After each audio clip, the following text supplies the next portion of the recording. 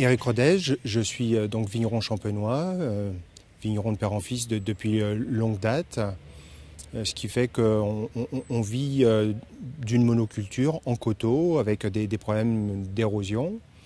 La monoculture a fait qu'on est arrivé à travailler sur sol nu et très vite avec des problèmes de qualité de l'eau dans le vignoble champenois. On a dit au monde agricole, on a dit aux agriculteurs,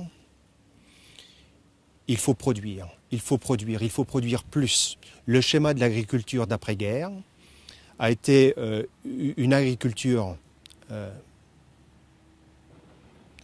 productiviste de plus en plus, qui nous a amené à l'agriculture intensive. Mais l'agriculture intensive n'a pas été spécialement une agriculture qui a été choisie, voulue initialement par le monde agricole.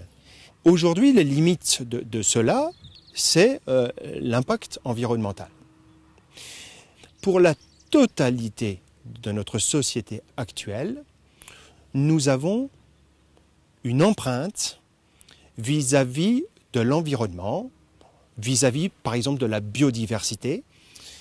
Il serait trop simple, trop réducteur de ne dire que les seuls agriculteurs sont responsables de cette partie-là. Et c'est un agriculteur bio qui vous dit ça. Hier, l'immense majorité des professionnels agricoles n'avaient pas conscience, ne savaient pas réellement que telle ou telle de leurs pratiques pouvait avoir un impact défavorable sur l'environnement. Aujourd'hui, un professionnel de qualité, un professionnel digne de ce nom, ne peut plus dire qu'il ne sait pas que telle ou telle pratique a ou n'a pas un impact défavorable sur l'environnement. L'immense majorité des professionnels aujourd'hui a envie de changer, en partenariat avec la Chambre d'agriculture, en partenariat avec toutes les forces vives du territoire, un grand nombre de professionnels, des professionnels qui ne sont plus uniquement issus d'un seul terroir, mais d'une multitude de terroirs où on a une vraie émergence maintenant de la conscience collective. Au travers l'exemple, la mutualisation des exemples, eh bien, on va créer le petit déclic, ce qui manque encore, le petit courage qui manque encore pour qu'on crée la dynamique qui va faire qu'on ne soit plus uniquement dans les exemples, mais qu'on soit réellement dans une dynamique de progrès, non plus de quelques pionniers, mais réellement, peut-être pas encore du plus grand nombre, mais du nombre nécessaire pour que demain, la totalité du monde agricole entame une vraie démarche.